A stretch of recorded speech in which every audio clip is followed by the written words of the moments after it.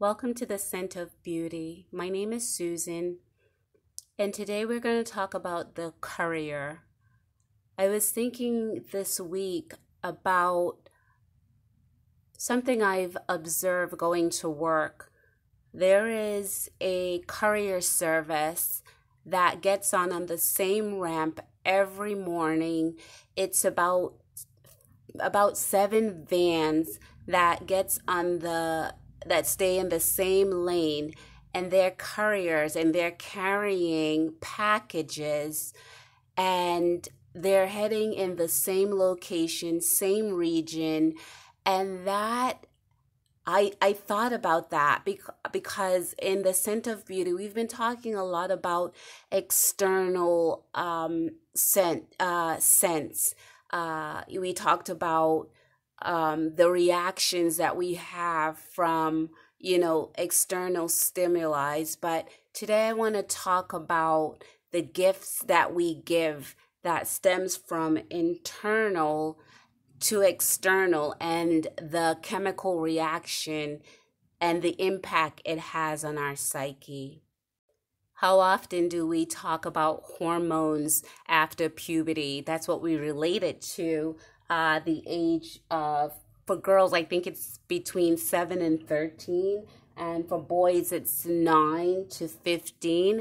But, after adolescence, puberty or hormones, I don't find that it's a subject that comes up in our adult conversations. But the reaction of our hormones, the messages that it receives, that it carries through our bloodstream, it gets the message from our minds. And as a preteen, teenager, and adolescents, where do we get our ideas, our thoughts, our social interactions? We get it from usually a black and white thought process, or I should say conclusions it usually stems from black or white thinking. Our pituitary glands secrete these messages into the hormones, and again, it goes through our bloodstream. And so what is the level of secretion? And because we don't think about our hormones coming from our intelligence as adults, is our hormones traveling daily and going in the same route, the same region of our neurotransmitter, and we don't realize that as adults, our mindsets are reflecting those of an adolescent teenager. This is the season of giving, but while we discuss couriers and giving, how much of our gifts that we extend to another human being, our time, our resources, is based on what we imagine we will receive in return. As teenagers, we know that a lot of our sharing is actually, if it's interpreted, we're hoping for a response of acceptance, friendship, love, and these messages that is based on black and white. So often at jobs, our social network, what is tied into what we're extending? Do we examine our trajectories? What is the path followed? What are the path that we are following, and the projections that we have on, the projection that we have on the return? Because it's only when we are expecting that return or receive the return, we get to get a glimpse of what we actually had set out in to gain initially, and that is an adolescent behavior. Adolescent have a whole sandwich. They give half of the sandwich to another classmate, and that is their way of extending. I give you half of my sandwich, you become my best friend. And that is not something that's verbalized. It's something that is internalized from the hormone messages going through the bloodstream. And that is the vigor, and that is the excitement. But what happened when that individual decide, I'm not going to be your friend? I'll eat half of your sandwich, but I don't want to be the friend that you desire.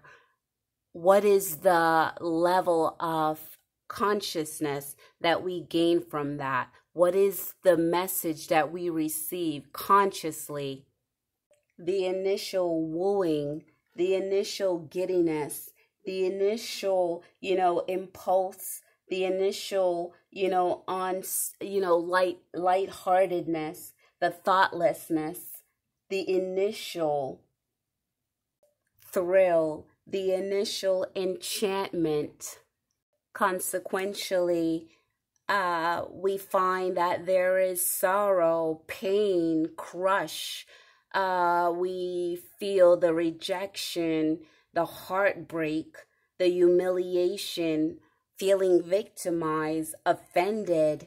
What about the anger and the embarrassment? So we see that there's two extremes, and what we fail to realize so often is that our hormones have quantum leaped us, and by the time we get up to the initial, to the reality that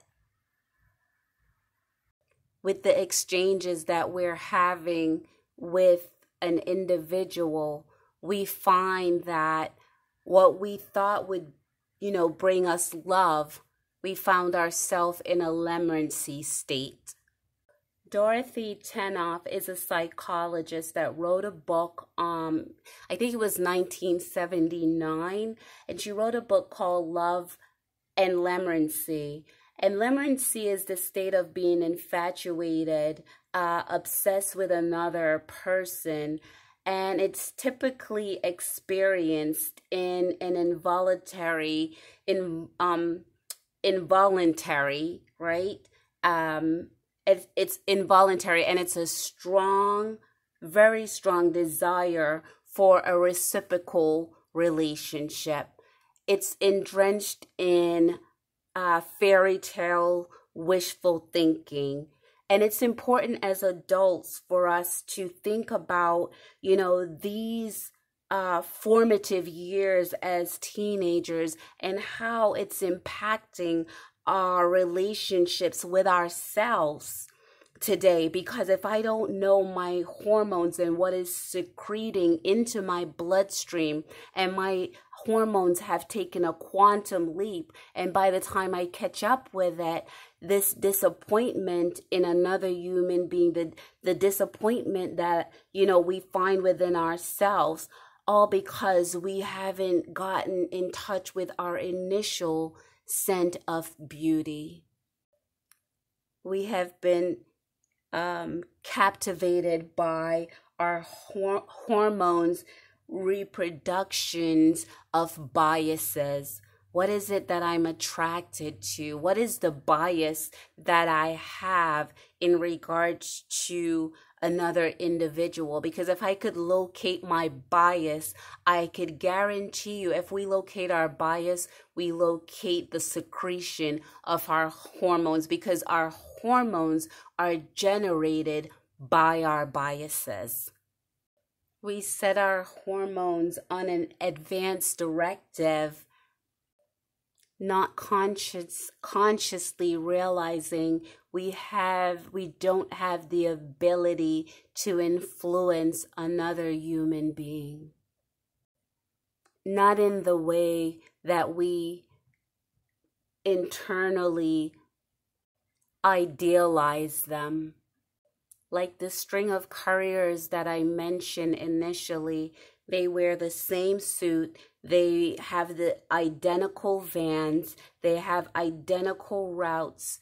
But what about if we stop for a moment and take a look at our messages, those identical messages, identical suited up hormones that we project in our lives towards other individual, the trajectory that we believe that the trajectory of moving under our action, our given force, that we will get and receive what we hormonally believe will make us feel satisfied. We have the ability, if we change the chemical links, the message pathways, if we interrupt the messages consciously and have some foresight in our own lives, then we realize that the gifts that we can give authentically, because once we start to grow and really develop as an adult, we are more familiar with our secretion, with our chemical secretion from our pituitary glands, the messages of our own minds, and learn to have a connection with what is the message that I want to send forth. But first, before I send forth the message, what is the message that's ingrained in my belief? Do I believe that I'm worthy, that I'm lovable, that I like myself, that I care about myself? Because if I don't get that message right and clear and precise and consciously able to read in between my own lines, then I'm always going to be looking for fillers. Interpersonal relationships will not be healthy, and we'll do the same thing over and over again. And that same thing over and over again is just like the couriers that gets on the same path, the same the same highway from the same ramp, going in the same direction, the same clothing. It is time for a change. It's called the learning curve. Examining our own biases. What do I have to give to gain a friend? Nothing.